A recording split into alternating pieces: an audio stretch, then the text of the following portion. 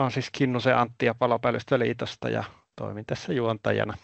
Eli seuraavana on Kööpenhamina pelastuslaitokselta Tim Ole Simonsen, joka kertoo pörssin palosta.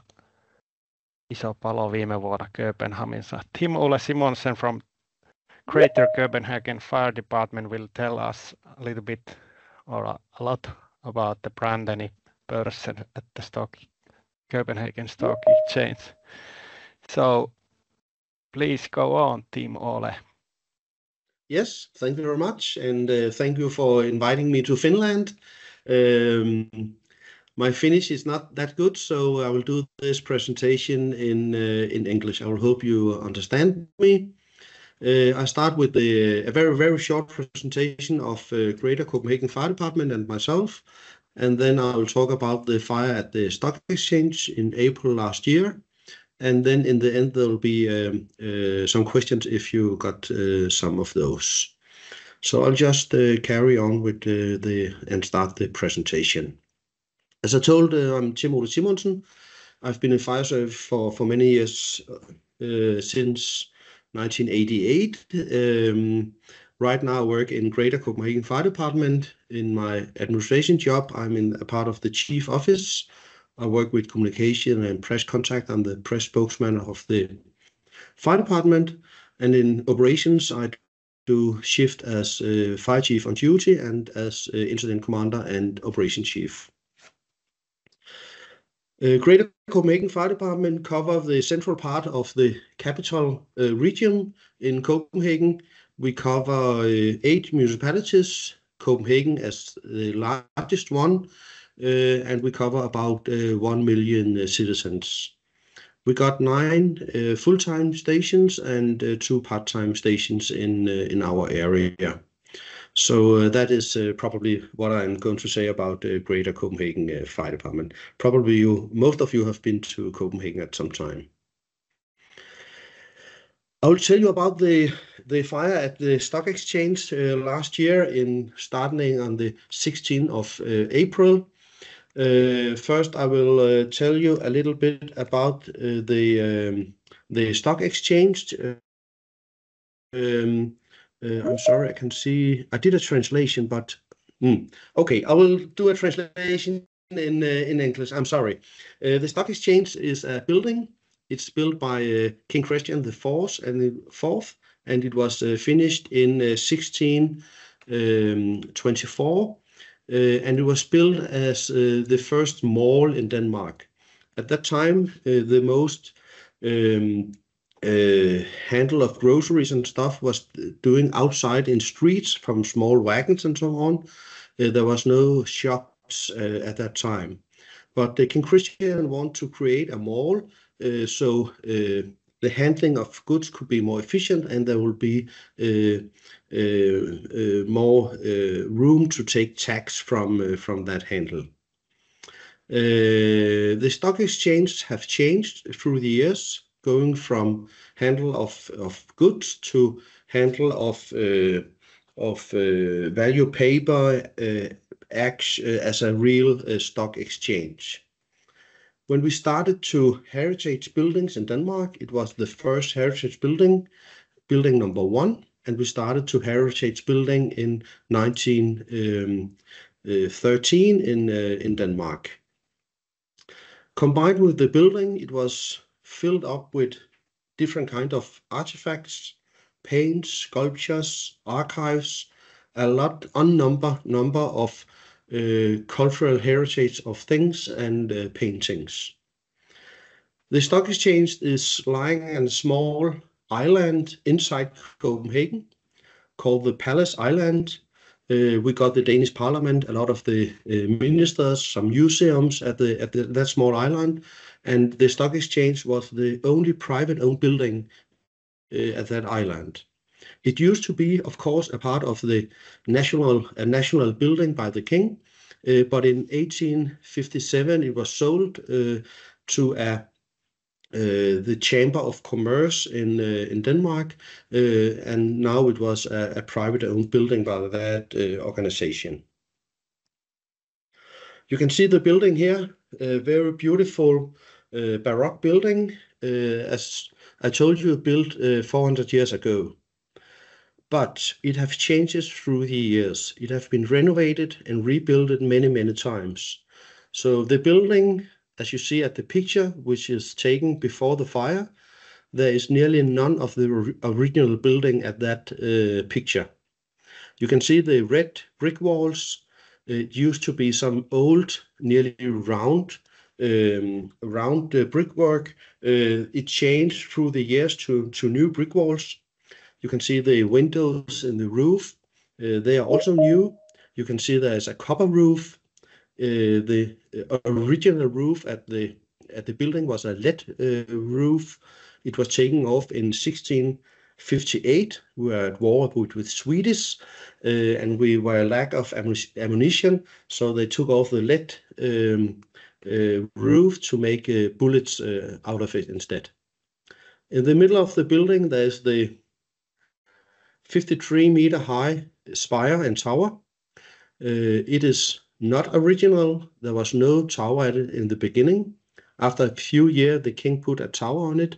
It dared for 150 years. Then it was rotten and fell down, and they put the new spire and tower at the building. The spire is, as I told, 53 meters high. It is a copper construction on wood in the bottom of the tower. And then the spire is 4 dragon tails, which is on the top of the spire, and they are covered in 9 tons of lead. A very heavy construction with a very big wood construction inside.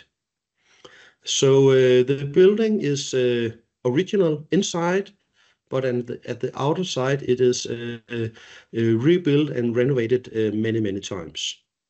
As you can see, there's some water in the surroundings. Just in front of the building, we got a small channel. And in the back of the building, you can see the main part of the harbor of Copenhagen. The building is surrounded by other heritage buildings. Just behind it, we got the Ministry of Justice, also in a heritage building. And that just behind that, we got some ministry buildings in some of the old Navy quarter of Copenhagen. Inside, the building is built up nearly only in wood. You can see the enormous wood construction, timber construction in the tower, which is made for to carry the tower and the spire. It's a tremendous timber construction to make sure that the spire can be held in strong winds and so on. It's 9 tons of lead up there, so it needs a very heavy construction. The roof construction and all the bearing construction of the building are made of wood. Even all the internal walls are made of wood. Some of them with wood panels, some of them with paints directly on the wood. Some of them is covered by cement, but with wood inside. So tremendous number of wood inside the building. Tuesday, the 6th of April, 7:36. We get an automatic fire alarm from the stock exchange. I was that morning incident commander. My shift started Monday morning, 8 o'clock. So it's very close that my duty ends. I'm 24 minutes into my shift end. But of course, when we get the alarm, we send out an alarm and send the normal vehicles for a turnout like that. That's an incident commander, an engine, a ladder, and what we call a flexible unit. So we are the incident commander and my assistant, a crew chief, a captain, and 7 firemen on the way to the stock exchange. It's very close to the main fire station.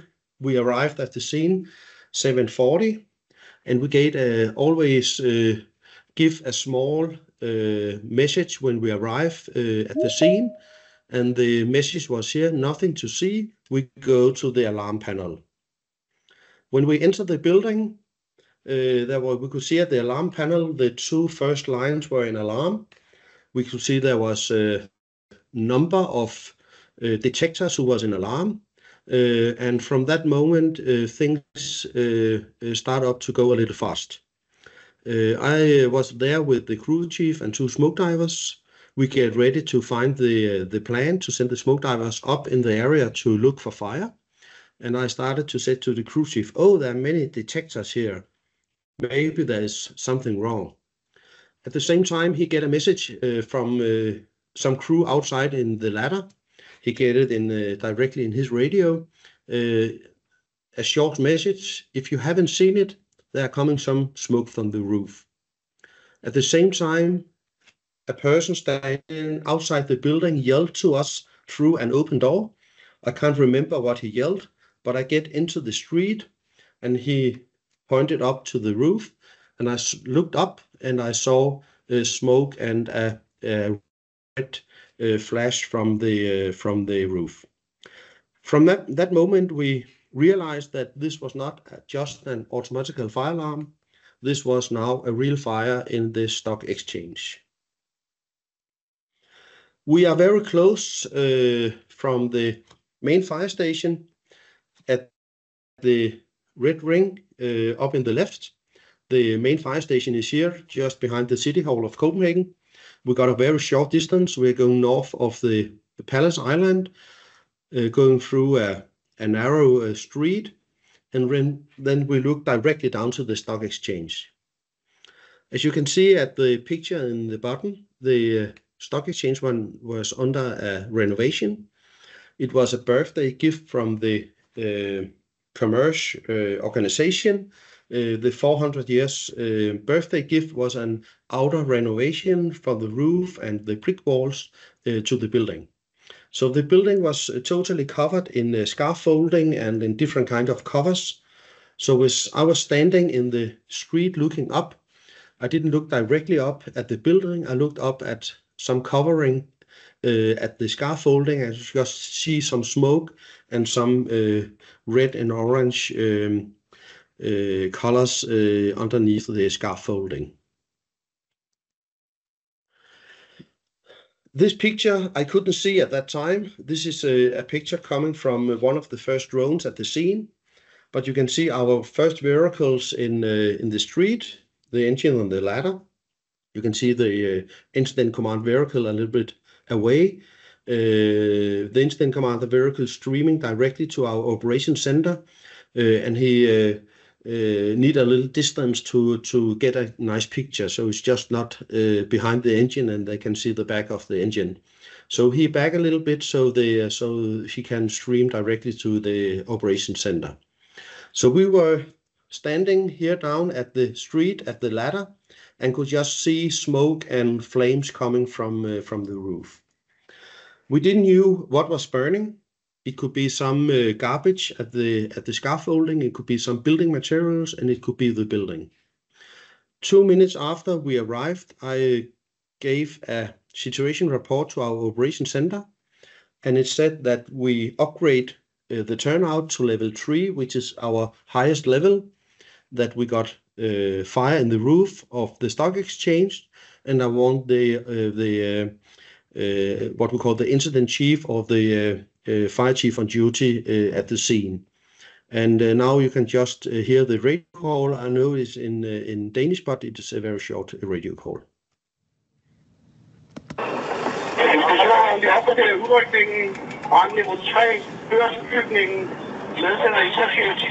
Ja, fint. Jeg skal have ligger hernede for mig. Og modtaget.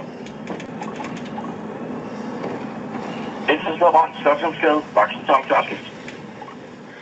Og vi ønsker at opgradere udrykningen Slotsholmsgade 1A. Vi har kraftig brand i Børsen. Kraftig brand, og vi skal bruge brandniveau 3, interchefen og drone. Skift.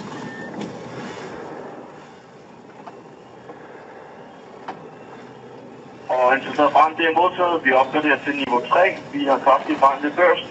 Vi opgraderer til niveau 3. Yes.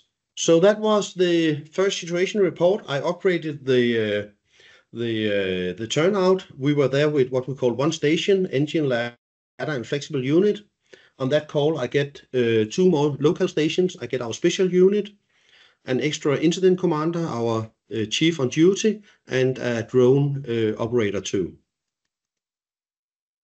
The first crew, of course, started up our work at once. We sent in 1 team of smoke divers inside the building to check if there's a fire inside the building or if it's only outside. We sent out 1 team of smoke divers at the scaffolding with a hose to put out the fire directly at the roof.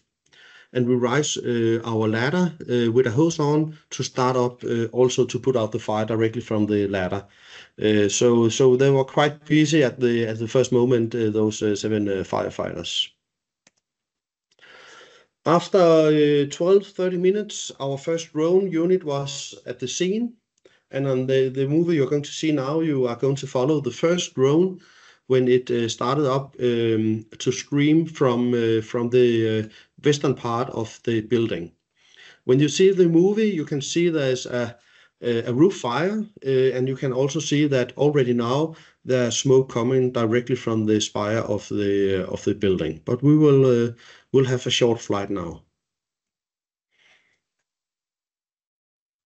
This is the first sight we got of the fire. I'm standing down the street. I can follow this drone on the screen, and I can now see we have a larger fire on both sides of the roof.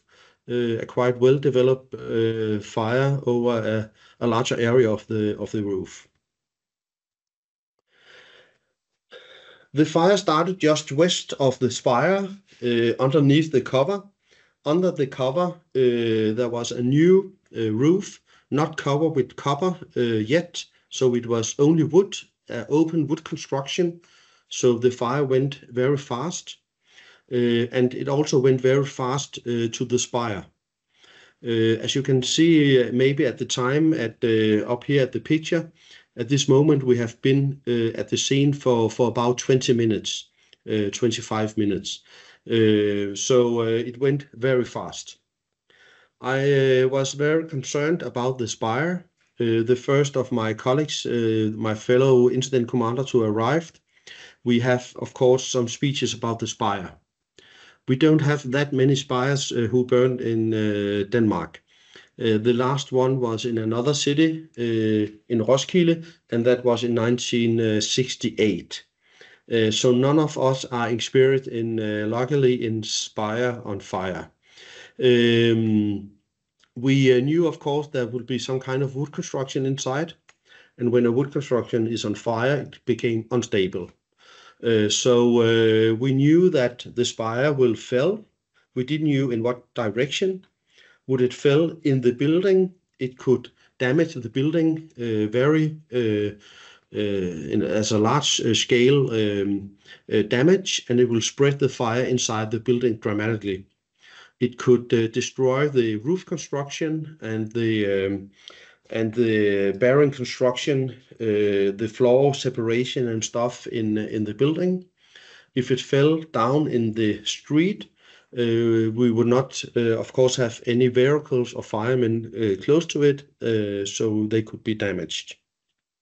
So we regroup several times to make sure that security about the spire was okay. As you can see up here in the left corner, there's some water here at the street. We started up to put a ladder on both sides of the spire. And of course, we have to move those ladders when the spire went on fire. So the ladders will not be hit by the spire when it went over. In the beginning, you can still see the dragon tails, the 4 dragon tails at the spire. After a little time, they are damaged. The lead is gone.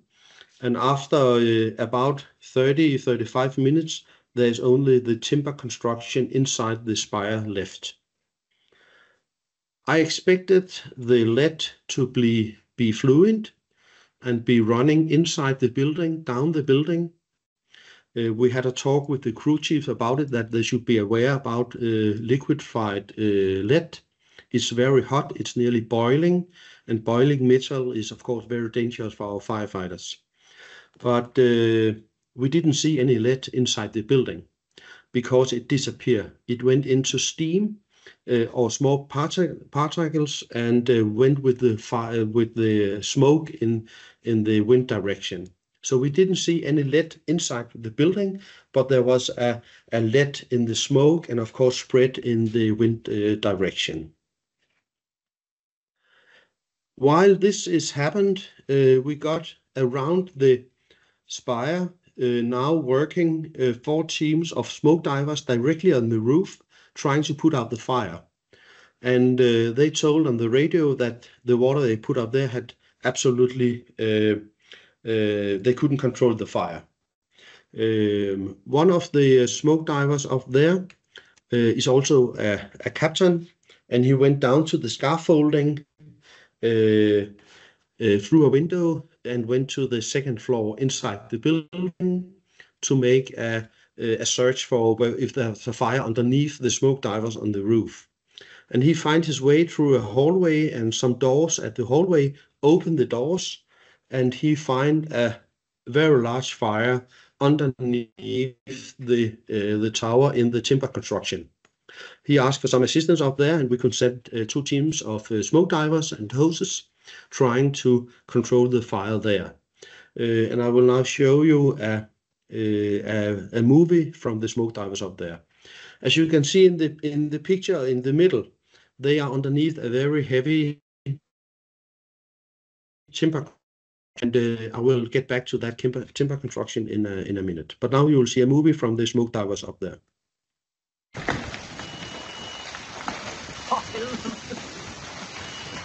As you can see, it's a very intense fire. They cannot put it out. They can hold the fire away from themselves, but they can't control the fire and can't put it out. Yes.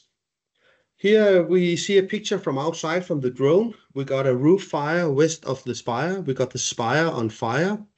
And then just left of the spire, underneath the covering on the 2nd floor, just here, we got a crew chief and 2 teams of smoke divers I was telling about.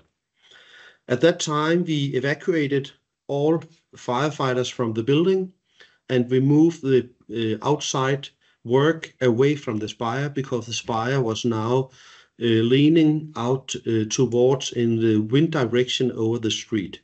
So we expected the fire to fall down in a few minutes. And of course, security and safety for the firefighters is our #1 priority. So we moved away. I gave the order to evacuate. The crew chief came down from the 2nd floor and said that he thinks that it will be not a very good decision to leave the work up there, because then the fire will spread from their position and down in the eastern part of the building. We had a short conversation about that, and he convinced me that they were under a heavy timber construction and they couldn't leave, they could stay up there. And it is my strong opinion now that if they have left that position, we would have a totally burn down of the whole building, and not only of the western part, but also of the eastern part of the building. But you can now see the drone movie now, where you can follow when the spire fell down in the street just behind of the stock exchange.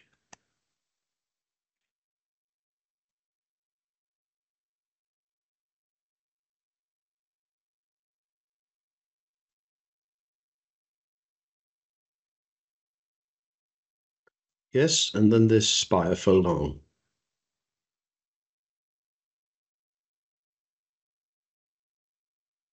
As you can see at this picture, it was only the timber construction from the spire. It don't look that big or large. This went on just after 15 minutes after we arrived. We had a very stressful beginning of our task down there, and this was quite a culmination of the very intense first work down there. Of course, it was not good that the spire fell down, but it solved something for us in the security, that we could now get close to the building again. We could reorganize and try to put out the fire directly at the roof.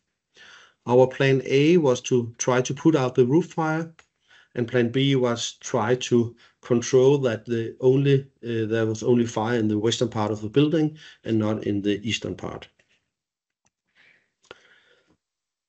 While we did the smoke diving work and waited the spire to collapse, we started up a rescue work of the cultural heritage inside the building. We could see that the fire and smoke spread in the western part, so we have to start it up there. If we waited, maybe we lost the opportunity to get anything out. Our priority was to use firefighters to put out fire and not to rescue things out of the building. So we tried to find somebody else to it. We used policemen, ambulance personnel, some kitchen personnel from the parliament very close to, but also normal civilian citizens who just passing by on their bikes. We took an incident commander to put in the go in the building and control this work and organized it so the safety of everybody was okay. The director of the commerce organization was there. His name is Brian Mikkelsen, and he knew everything inside the building and could prioritize the rescue work there. A lot of paintings, sculptures, different kind of artifacts was taken out of the building, and it was bring out to a gate to the parliament.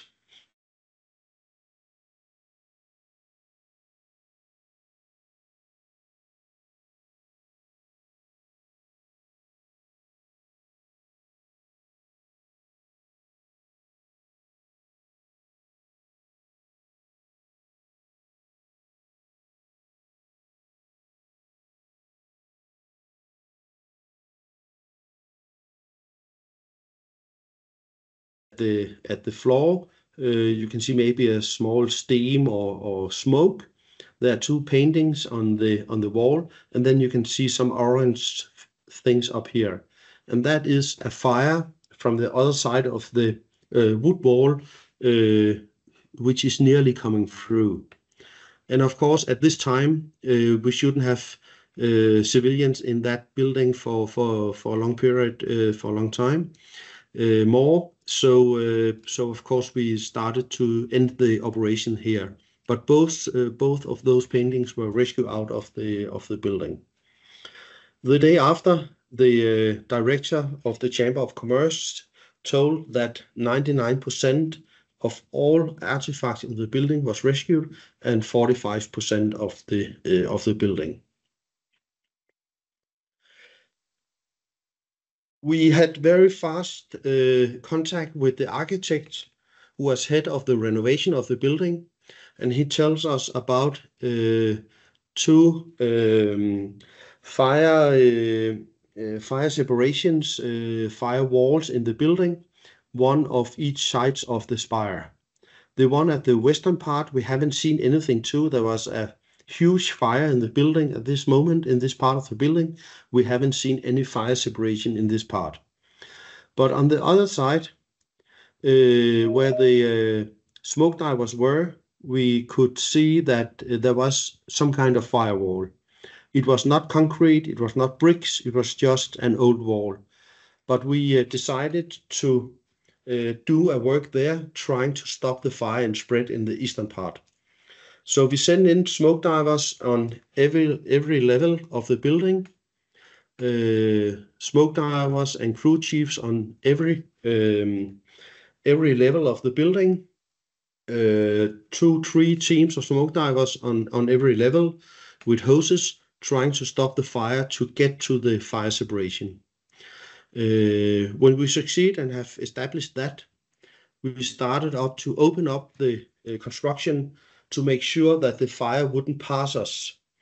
The construction is very deep in this the floor separation are up to 85 centimeters. So there's a lot of room in the construction where smoke and flames can pass us. Even we got there with smoke divers, use water and stuff, then the fire can spread in the closed construction in the building. So with chainsaws, different axes and stuff, we open up the whole construction to make sure that the fire didn't pass the crews on the different levels in the building.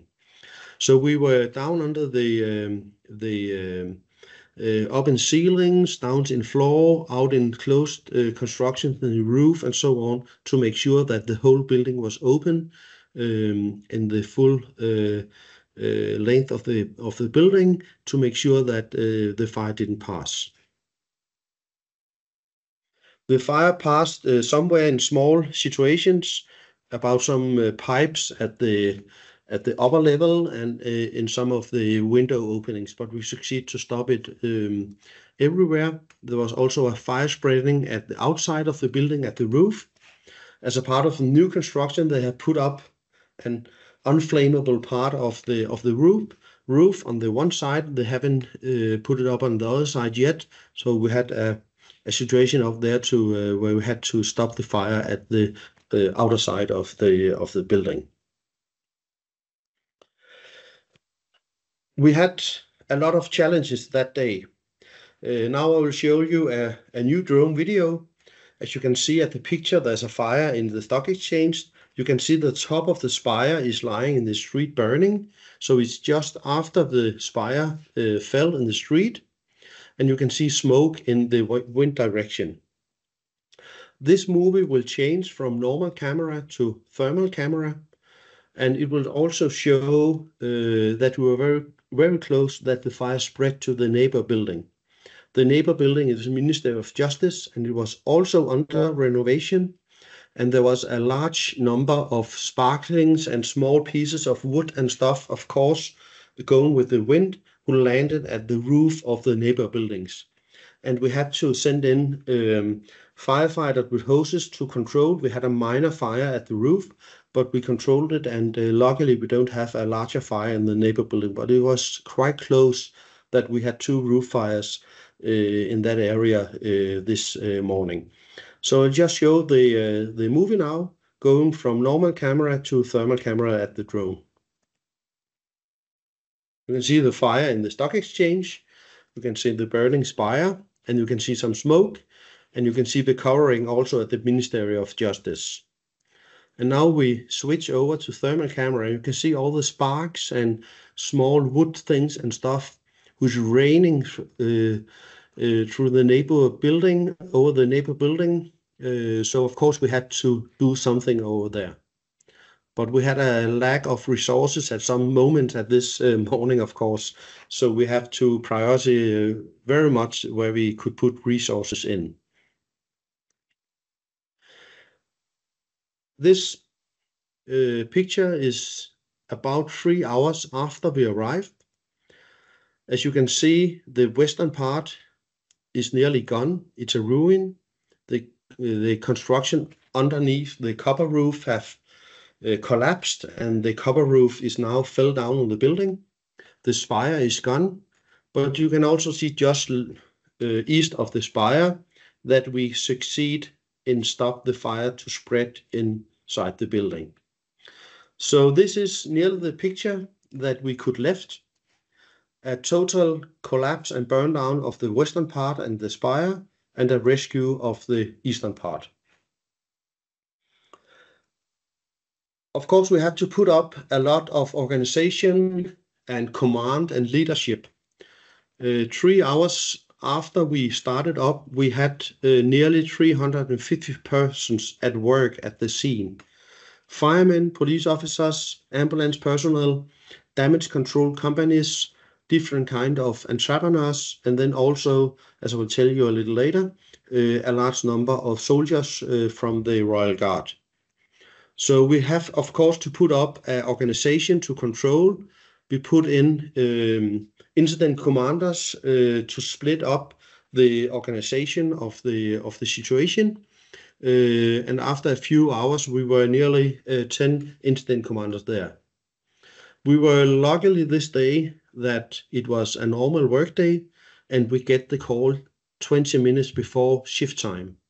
So we could say to everybody who should go home that they should stay at the stations, and we got a total new shift for firemen, incident commander at the control center, everybody.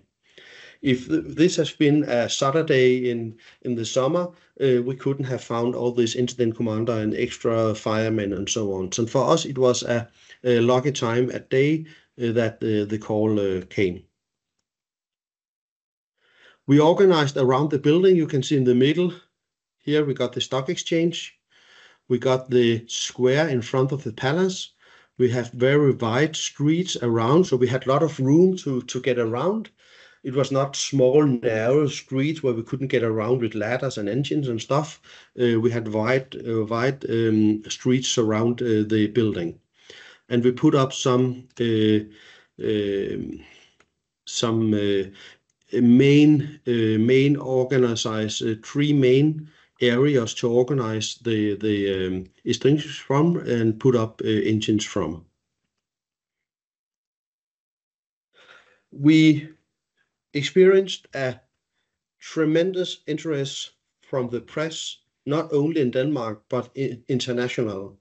We have got calls, we had visits from international press. We got a press phone who is answered by our chief of operations. The first 2 hours, there was 250 calls. We have never tried that before. So instead of talking directly with journalists, we put up some press conferences instead, trying to tell about the situation and follow our work. And we did that for the next 7 days directly at the scene. As you can see up here in the left corner, we are now in the situation where we try to control the fire in the western part. We have stopped the fire to spread to the eastern part. And now the damage control companies we work very close together with have started up their work. We decided also to empty the eastern part of the building of everything. So if we had a situation where we couldn't hold the fire out of the eastern part, then the building would be empty of artifacts. So the damage control company made a national call and had a lot of resources coming to start up to empty that part of the building. The first rescue of artifacts in the western part was very, very hectic. The next part here in the eastern part were more well planned. We were asked from the police if we could need some extra hand. They got an agreement with the Royal Guard for assistance, and we accepted. And 20 minutes after, we had 100 soldiers coming running directly from the barracks, helping to rescue artifacts out of the building. Young, well-trained persons with security boots, helmet, everything, and they just started to help to carry out. It was a very good job of the young soldiers that day.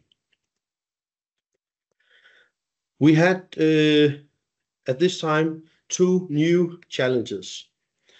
In the western part, we got the outer walls, the brick walls, who were now without the wood construction inside. So they were unsupported by wood. So they were very unstable. And it's our experience that after a certain time, after the fire, these walls have been heated up to a high temperature. They are now cooling down. We have used a lot of water on them. They start to dry out. And after a certain time, we normally see that we can have some collapse in that kind of walls. These walls are still heritage. They are heavy, damaged by fire. The wood is gone, but they are still heritage. They are 400 years old. And as you can see on the right picture, we had a very large scaffolding construction up here. It make a significant physical force in the whole building.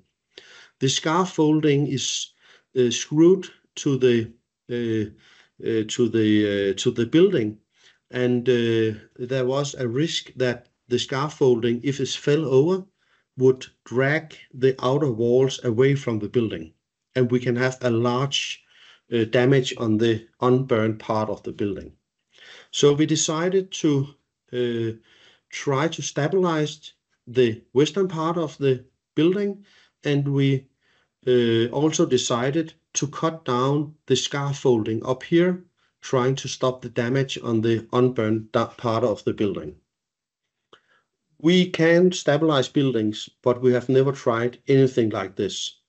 So we make a small expert group, one of our fire engineers, engineer from a private company, and the scaffolding guy and an entrepreneur, and they make a plan for both situations. They put up a plan for the stabilization of the walls. You can see here the drawing of the stock exchange with the spire in the middle. They decided to put up anchors around the building, put up scaffolding at the anchors, and then put some pipes to the existing scaffolding to hold the walls. This looked quite easy, but the anchors, it's ship containers. In each ship container, 10 tons of concrete, 30 tons of concrete overall in one anchor. They were put together with chains and trying to connect to the building. The forecast for that work was from 24 to 30 hours. It's not things that we got by ourselves. We had to, together with the damage control companies and entrepreneurs, to order that materials and get cranes and lorries and stuff to put it up at the scene. Unluckily, we didn't succeed in a part of the building. Thursday afternoon, we had a collapse in one of the walls. You can see the anchors have been made, the scaffolding around the anchors, but they haven't succeeded to put up the pipes yet to the scaffolding. So we had a collapse in a part of the wall, but the work with the rest of the stabilized was of course carried out. To cut down the scaffolding, we decided to use machinery, and we had some concrete scissors coming to the scene, and they started up to cut down the scaffolding to make sure that the physical force which was in the scaffolding didn't damage the building more. And it took about 2 days to cut down all the scaffolding at the building. As you can see up here, this is from Saturday morning. The stabilization of the walls around have been ended.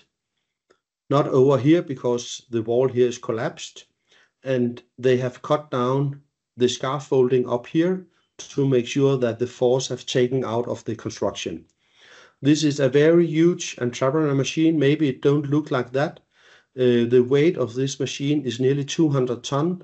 There's only a few of them in Northern Europe, and it took 24 hours to get it here. It was at work on another scene. They have to take it down, split it up on 11 big lorries, taking it to the stock exchange and sample it together again. We had a very big work about logistic. As I said, we had at a certain moment 350 persons in work. We have to give them something to eat and drink. They have need of toilets. Because of the lead in the fire, we decided that all personnel should be cleaned at the scene. We have a bath vehicle where polluted firemen can go inside, take their gear off, take a hot shower, get new gear, and get clean out in the end of the truck. So we need a lot of gear and stuff to back that up. We had a huge work with hoses, nozzles, tanks for breathing apparatus and stuff. We got a volunteer unit who take care of this together with the technical department and the fire department, and they did a fantastic job in a whole week. They supported us with food and drinks and toilet, everything at the scene. This is very important for the whole solution, that this part is also well functioned. In the 7 days that we were at work at Børsen, we had 156 other turnouts in our area. We had 4 building fires, 2 flat fires, roof fire here in a living building. We had an explosion in a windmill out at sea. We had 4 situations together with police to people who would go out of buildings in heights, and we had a accident on a train, and of course also minor incident, automatic fire alarms, minor traffic accidents, and so on. And we had a lot of help from our neighbor departments and from our national agency to help us to solve our normal situation, but also the situation at the stock exchange. Yeah, I think that will be all for now. I will stop my presentation here, and I hope that we are still connected. Yeah. So now I'm open for question if anybody got a question. Yes, Jarkko, go ahead. Hi, Timo. This is Jarkko Horinen from the Finnish National Rescue Association. I see one of my friends has already asked the same question in the comments, but is the primary cause of the fire, do you know it? How did it start? Yeah, sadly, we don't know the cause of the fire. In Denmark, it is the police who investigate fires, and they have put a lot of efforts trying to find the cause of the fire. They have talked with witnesses, see a lot of surveillance videos, a lot of technical stuff, but they couldn't find the cause of the fire. Of course, there was a renovation. There was people working in the building at this moment when the fire occurred, but they haven't found the direct cause of the fire, sadly. So we don't know. Thank you very much. Can I continue for another question? Yes. Yeah, so there was, I understand there was some roofing being done. Is that one of the possibilities, of course? It could be, but we got some legislation about what we call warm work. When you do some kind of work on a building where you create heat, it could be roof or something else. Then you have to do a log when you write when you have been doing this work. The company who make the roof is a well-known and well-driven company. They do work at a lot of heritage building in Copenhagen. And the log from their work showed that there haven't been warm or heat work for 12.5 days. So I don't think it could be a spark from the heat work. A spark can't stay there for 12.5 days. So probably not. Thank you very much. Was there anything that was really difficult at the beginning, or I was thinking about the water, because you used a lot of water. Where did you get that, and so it's like that? Yeah, we didn't have a lack of water at any time. We had a lot of water 2 places. The water pipes in this part of Copenhagen are very good. We got a lot of hydrants, and I think we can take 4,500 liters per minute by hydrants in this area. And then we got the channel just beside of the building, so we could with pumpers take salt water and use it also to put out the fire. Of course, we know that salt water is not the best solution for a heritage building. So we try, after a few hours, when we get a little bit more, it was not so intense. we use only salt water in the part of the building who burned down, and we use normal water in the part that we rescued. But we had a flow of about when it was on the highest of 10,000 liter per minute. Yeah. Okay. Yeah, I think it was a really impressive presentation and visual presentation. Thank you for that. And one point that I want to point out is that you took excellent care about the safety of the firefighters and moved the ladder trucks and so on. Yes, thanks. We are very happy that we were in action at that address for 7 days, 7 full days, and we don't have one damage on a firefighter. Not as much as a blue nail or anything else. So we had not registered one damage on a firefighter of those 7 days.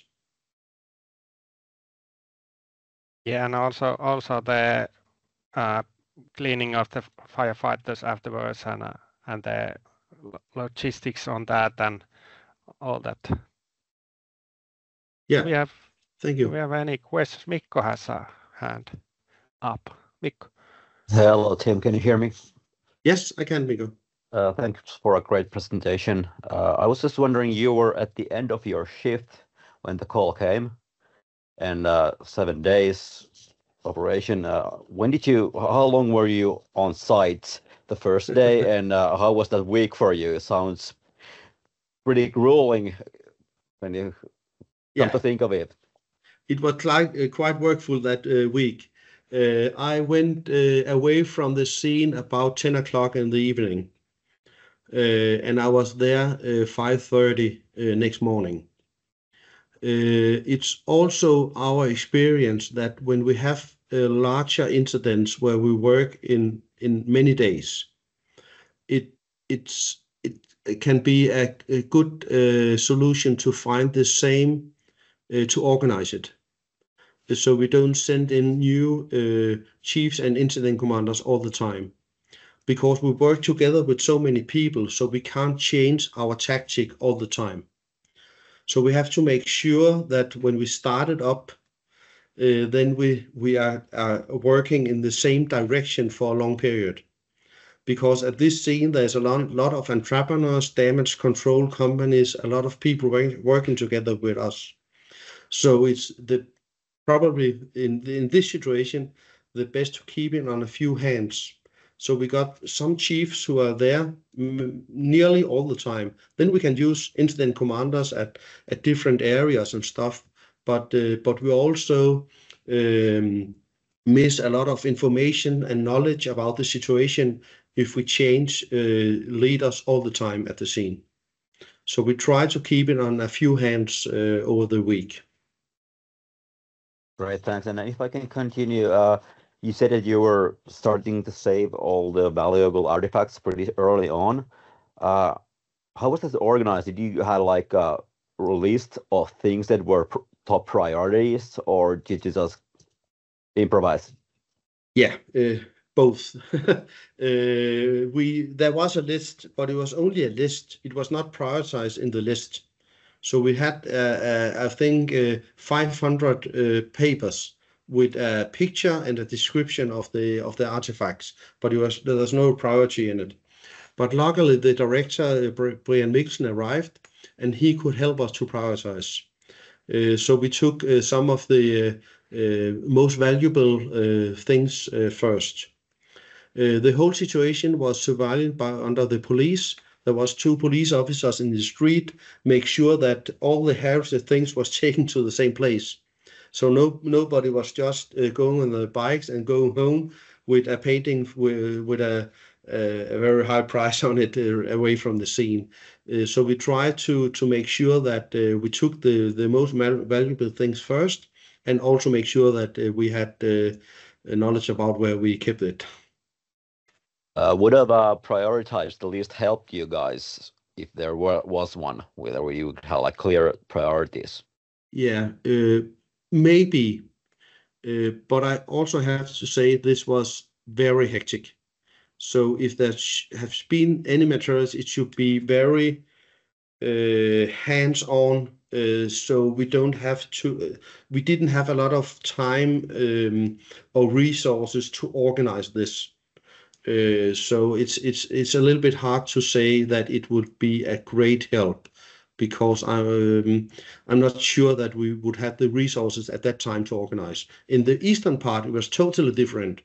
Then we had a lot of time to organize and stuff, and that would be nice with a list there. But I think in the beginning of there, it could be hard to use it. Great, thank you very much. Yeah, there's one question at the chat that how is the building now? Yeah. The Organization of Commerce have decided to rebuild it.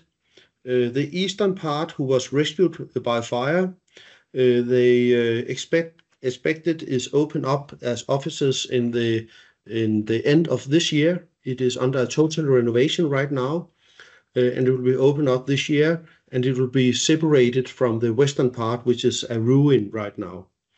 And they expected that the ruin is rebuilt in a 5 years period. There have been different views on the cost of the rebuild, and right now the latest thing I have heard is about 300 million euros, 2 billion Danish kroners in rebuilding of the stock exchange.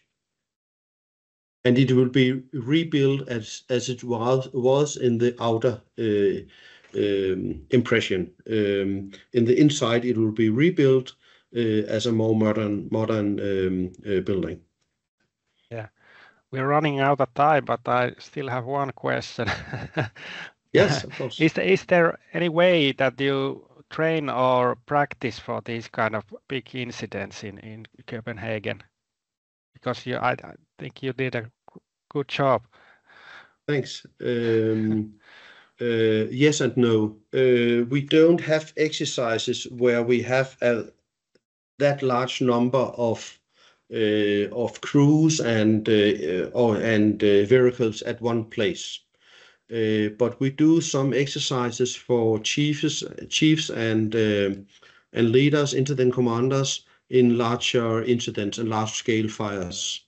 And then we educate our firemen in work in heritage building too.